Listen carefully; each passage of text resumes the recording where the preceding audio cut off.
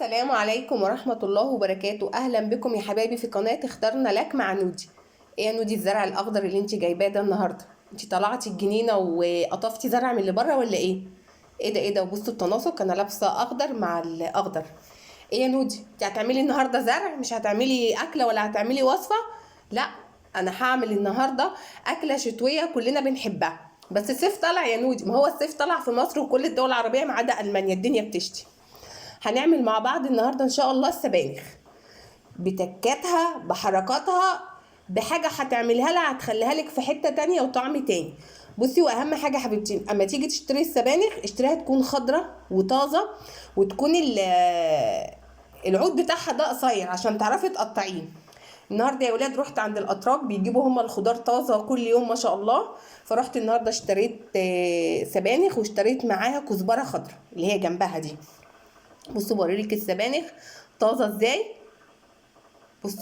بصوا بقى يا ولاد بعد ما اتعملت بسرعه كده، بسرعه كده. هو على اليوتيوب كده تغمضي عينيك وتفتحي تلاقي الحاجه خلصت.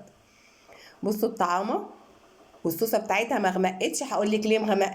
الصوصه بتاعتها طالعه مظبوطه ومش غامقه، هقول لك برده. بصوا متماسكه ازاي، ولا هي خفيفه ولا هي تقيله، مظبوطه الحمد لله. وطعمها بقى وريحتها جنان جنان يا سيدي. انا عملت جنبها رز بالشعريه، عملته قبل كده على القناه يا حبايبي. وانا كنت عامله جنبها فراخ مشويه برضو، عملتها قبل كده على القناه، اللي حابب يرجع يتفرج على الفيديوهات دي. بصوا الطعام يا ولاد، بصوا اتفضلوا معايا. السبانخ دي من الاكلات الشتويه العظيمه الرائعه، مفيش بيت في مصر او في الدول العربيه بيستغنى عنها. بصوا الطعامه، ريحتها كانت قلب البيت، بجد كانت قلب البيت. يلا يا نودي، انت عماله تتكلمي كتير كده بقى، من الاول عماله تتكلمي وتقولي اخضر وزرع. يلا بينا على الوصفه، يلا بينا يلا بينا.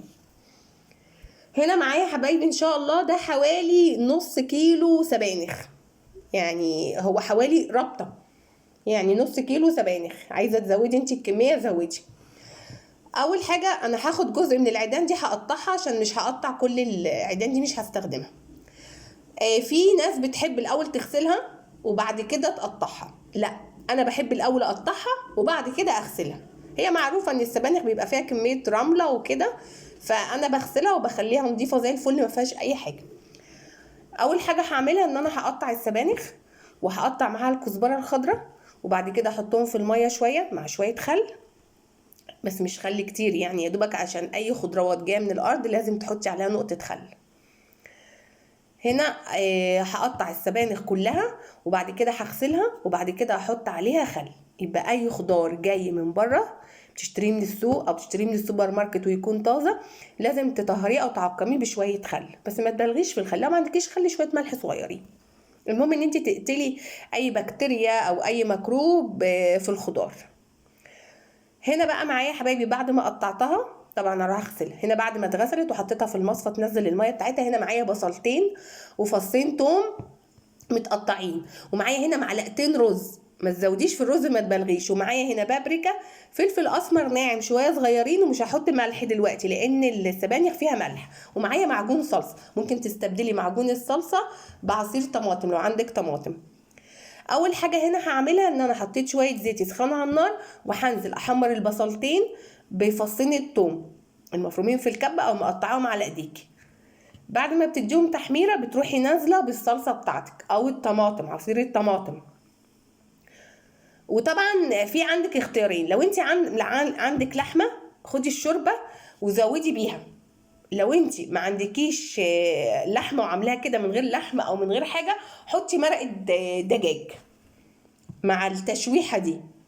فانا كان عندي شوربه لحمه في التلاجة، يعني انا دايما لما بيتبقى مني شويه شوربه مش برميهم، بحطهم في الفريزر لحد ما احتاجهم لاي حاجه تانية. هنا نزلت بالبهارات شويه فلفل اسمر ناعم صغيرين وشويه بابريكا، وما تحطيش فلفل اسمر ناعم كتير عشان ما يغمقش الصوصه، عشان انا قلت قبل كده الصوصه تغمق منك في اي حاجه لو انت حطيتي فلفل اسمر ناعم كتير. هنا هنزل بمعجون الصلصه، او لو عندك عصير طماطم حطي عصير طماطم، ولو انت مش هتستخدمي اي نوع شوربه من عندك متوفر حطي مكعب مرق الدجاج. هنا هحط معلقه سكر صغيره لان طبعا معروف ان الصلصه ممكن تعمل حموضه او كده، لما تيجي تاكليها. وكمان بتدي تيست حلو، بتدي طعم حلو للاكل. معلقه سكر صغيره قد كده صغيره. هنا بعد ما حطيت السكر مع الصلصه، هنا جبت الشوربه بتاعتي اللي انا كنت شايلاها في الفريزر. ممكن انتي ما تحطيش شوربه خالص وتحطي عصير الطماطم بتاعك، بس للافضل حطي مكعب مرق الدجاج. هنا بعد ما حطيتهم، هنا غسلت معلقتين الرز، ما تبالغيش في الرز لان هو حجمه هيتضاعف.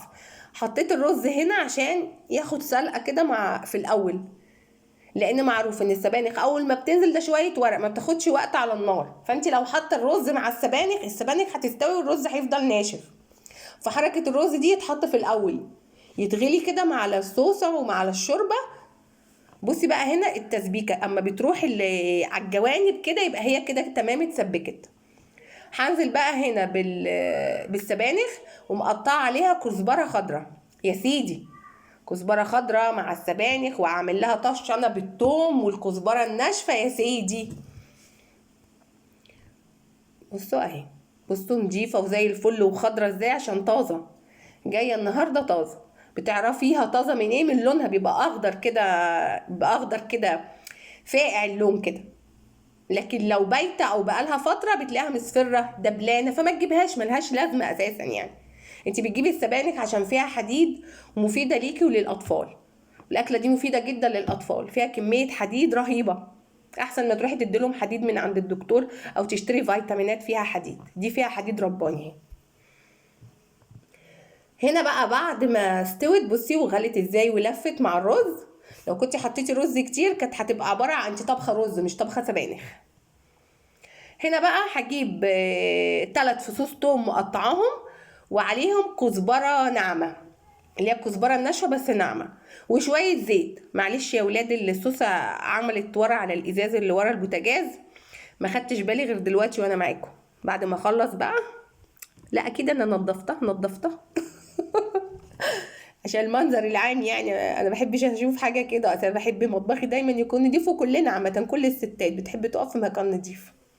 هنا بقى هجيب الطشه زي الملوخيه بالظبط، التومه بالكزبره الناشفه، وهي فيها كزبره خضراء يا سيدي بقى على الريح. بصي اهي، تنزلي بالطشه بتاعتها كده. مش قادره اقولك على الريح، مش قادره اقولك على الريح. انتي جربيها بالطريقه دي واحكمي انتي بقى وشوفي. اهو نزلت بيها وبصي لفت ازاي ومظبوطه وما غمقتش لحد اخر وقت، ما غمقتش عشان انا ما حطيتش فلفل اسمر ناعم كتير. اهو. وما تحاوليش تحطي ملح في السبانخ، خليها في الاخر خالص لان هي بتنزل ملح طبيعي يعني. فلو حطيتي ملح على ملح فهتبقى ملحه معاكي خالص. هنا بعد ما قدمتها في الطبق بالهنا والشفا يا حبايبي، اللي يجربها بطريقه نودي. بصوا الطعم يا ولاد.